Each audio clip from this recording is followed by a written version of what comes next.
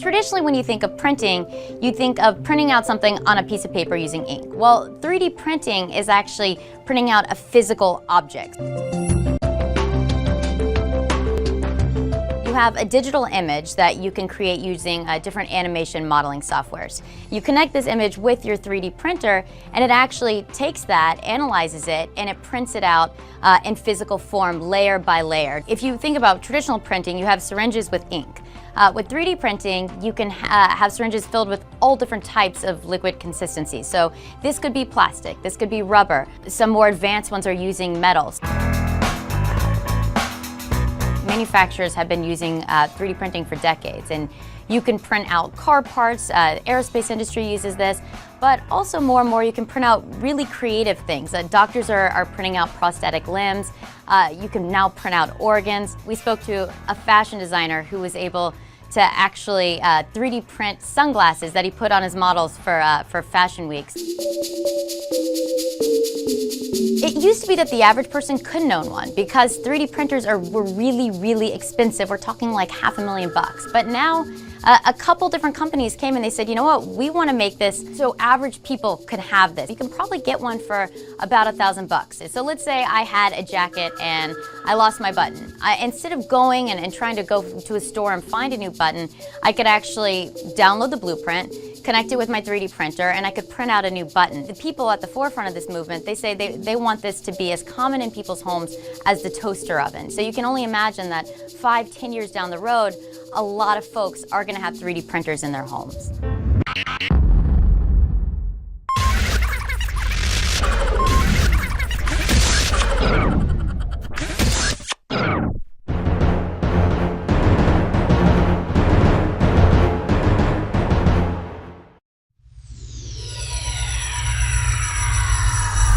In 1984, Charles Hull, later the co-founder of 3D Systems, invents stereolithography, a printing process that enables a tangible 3D object to be created from digital data. The technology is used to create a 3D model from a picture and allows users to test a design before investing in a larger manufacturing program. In 1992, the first SLA stereolithographic apparatus machine is produced by 3D Systems.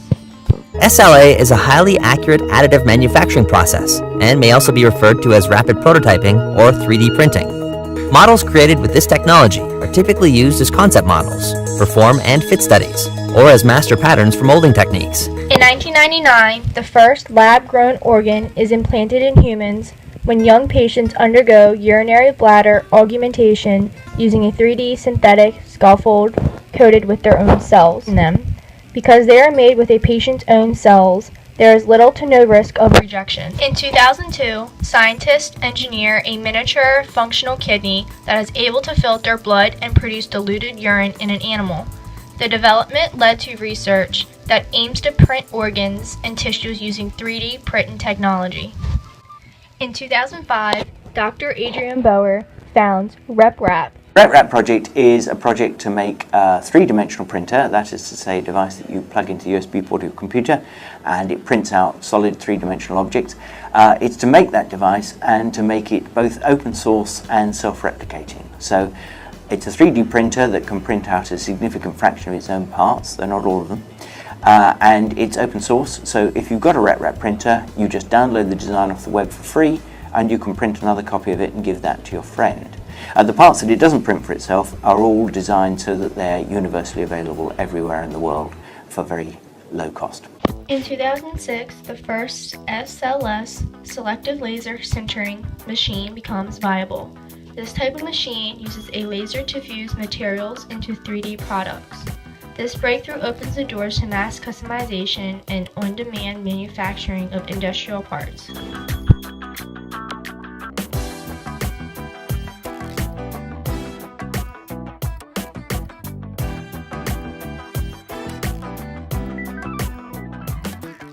In 2008, the first self-replicating printer is created.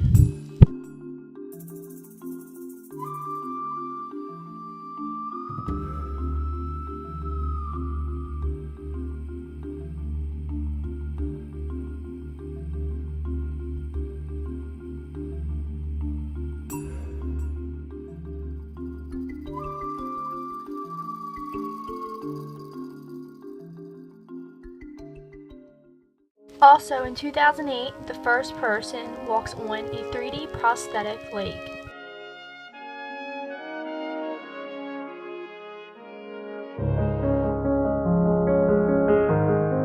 I came across Derby a little over 3 months ago now, I think. I had adopted a dog through this rescue group called Peace and Paws. He was born with deformed front legs. And I kept looking at his photo and hearing his story, and I cried literally every time. Finally, I messaged her and I was like, okay, I'll do it, foster, I'll take care of him. I had to try and help this dog. We decided to get him a cart, which worked quite well, but they limit his mobility in terms of being able to play with other dogs, and it's not really the full motion of running. For Derby's project, we're using a variety of 3D technologies, and that allows us to get in there and really modify the organic digital models quickly and easily and start to do the sort of designs that Derek wants us to do. The great thing about using 3D technology in Derby's case is having these images on file on a computer and being able to print them is a lot quicker than having to hand sculpt every single mold and rebuild these braces 5-10 times. With prosthetics in general, a lot of the designs are going to this Running Man sort of look. And I was concerned with doing a Running Man that he would end up digging them into the dirt. And so that's really where I came up with the loop idea. Hey Derb, we got your new legs. We started him off very low, and so that it wouldn't be too drastic. We have a line called the Project 5500, which enables us to run dual materials. That has really been key with designing his prosthetics. I got it.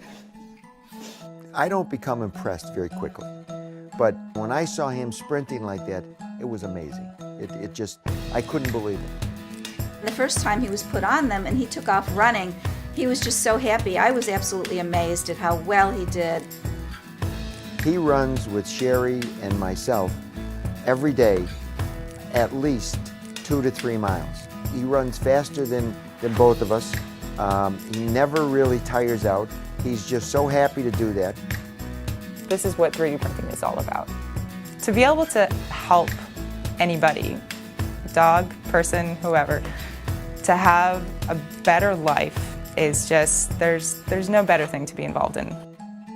In 2009, MakerBot Industries, an open source hardware company for 3D printers, starts selling do-it-your-own kits that allow buyers to make their own 3D printers and products. Ladies and gentlemen, I'm Bree Pettis, and we are here at MakerBot Industries with something very special.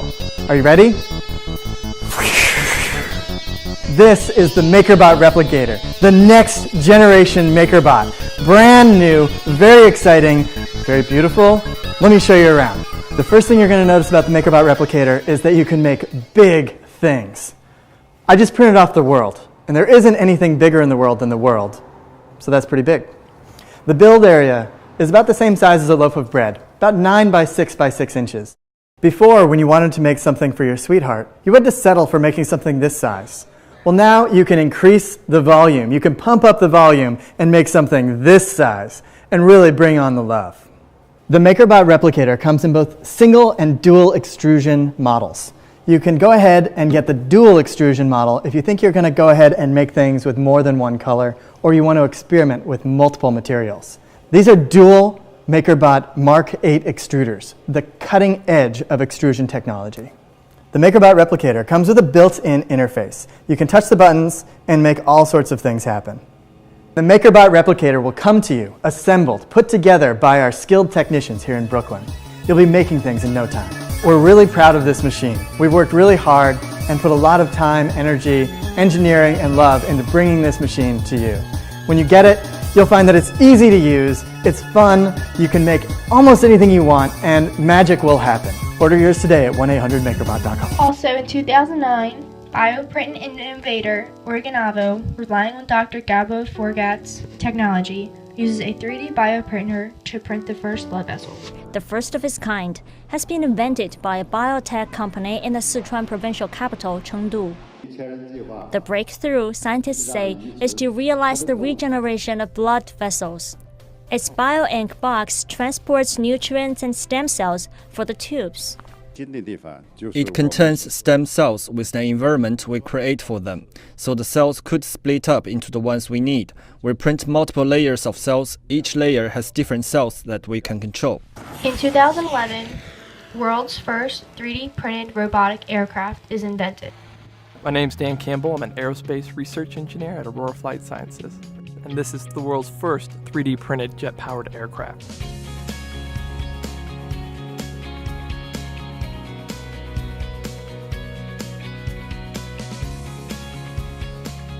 Our goal with this project was to show the aerospace industry how quickly you can go from designing, building, and flying a 3D printed jet-powered aircraft.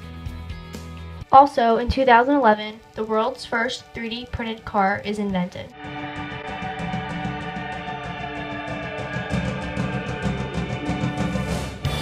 Our goal was to create the greenest car in the world and put one in every driveway in the world. And we took the car outside and we couldn't get down the driveway.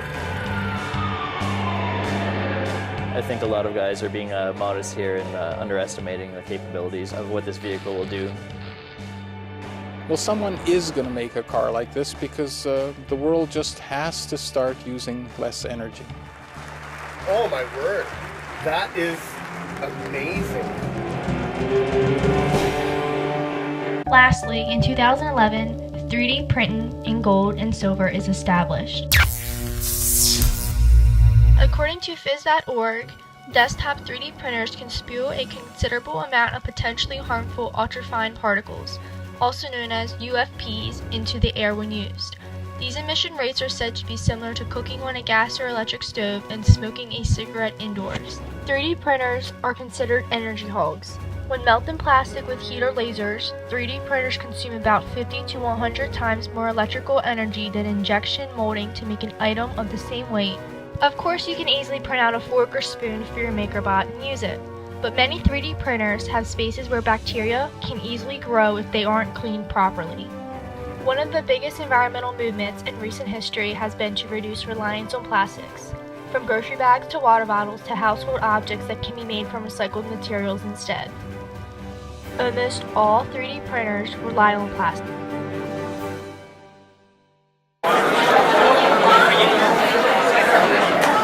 Alright, what do you know about 3D printing? It's pretty much you can just make objects using the computers. Do you think having a 3D printer around would be useful? I mean, it has probably pretty good implications through everyday life. What do you see for the future of 3D printing in terms of what we'll be able to do?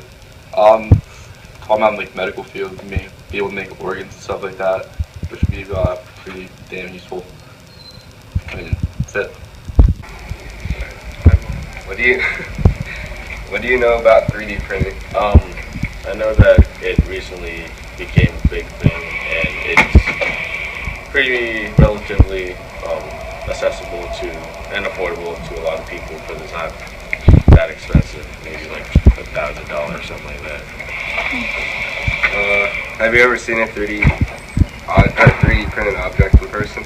I have, but it was just like at the store, the ones that they were just showing off at like Microsoft or Micro Center. Do you think having a 3D printer would be useful to have around, and why? Well, it's actually a really big interest to me. I recently read an article about 3D printing cells and organs. They've kind of like put the foundation on that, and that just really amazes me, and I think it would be pretty cool. What do you see for the future of 3D printing in terms of what we'll be able to do? Well, just like I said with the previous question, I think we'll be able to do a lot with like medical technology and printing things that would be a lot more expensive, let's say like a prosthetic arm or something like that, and it could be done in just in a few hours with any material that you would like. Alright, thank you. Yeah.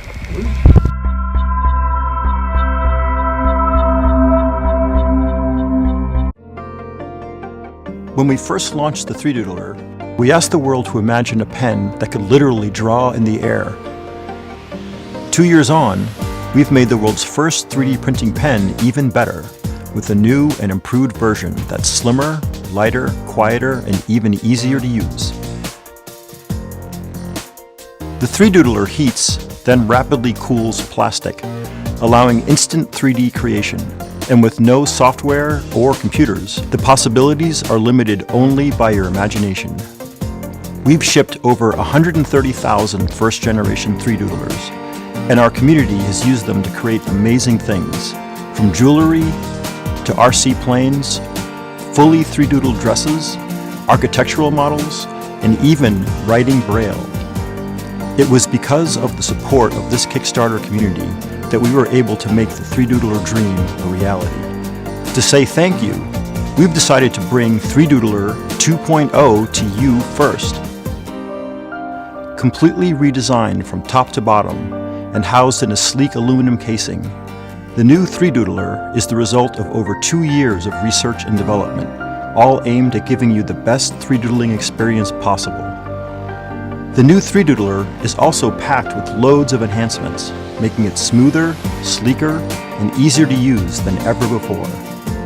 We're also releasing exciting new accessories, including the Jetpack, a portable power pack that gives you the freedom to 3Doodle on the go. To help kickstart creativity in the classroom, we've created a special educational bundle, complete with pens, plastic, accessories, and curricular materials, which you can send to any school, library, or makerspace of your choosing. If you can draw, write, or wave a finger in the air, you can create with the 3Doodler.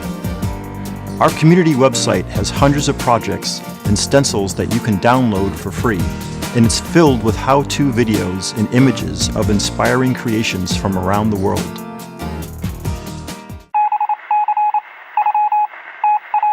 We've all heard the buzz surrounding 3D printing. Some call it the third or 3D industrial revolution. But what exactly is 3D printing, and how big of an impact will it have on our future? The concept is quite simple. Much like your printer prints ink on a page, 3D printers spit out material, whether it be plastic, metal, or even concrete, to form a three-dimensional object. But instead of printing one layer as ink from a normal printer does, multiple layers are stacked upon each other to create complex 3D structures. Think of it like making sliced bread, but in reverse. After putting one layer down, another is built on top of that, and so on until the whole loaf of bread is put together. Lost or broke something that you can no longer buy? Simple. Create or download the design online and 3D print it out.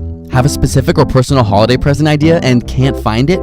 Print it. In fact, GE's Tumblr, 3dprintmygift.tumblr.com, is doing exactly this for the holiday season. We'll put a link in the description. And if you require moving parts in your design, the printer simply leaves gaps in the right spots or uses a special gel that can be dissolved or rinsed off afterwards. Speaking of design, 3D printing paves the way for incredibly customized objects made on demand to fit your requirements. Not only does this mean furniture, shoes, and appliances built to fit your lifestyle, but things like prosthetic limbs can have completely customized user designs as opposed to generic mass-produced products. Need something small and intricate? Typical 3D printers create layers approximately 100 micrometers thick, but some high-end machines can print as small as 16 micrometers. To put this in perspective, a typical bacteria cell has a width of between 1 to 10 micrometers. This has opened the door to using molecules for ink and has led to successful 3D printed pharmaceutical drugs such as ibuprofen. The tiny molecules are organized perfectly to create the desired drug effect. Hungry? In the future, you might be able to ask Siri to 3D print a meal perfected for your palate.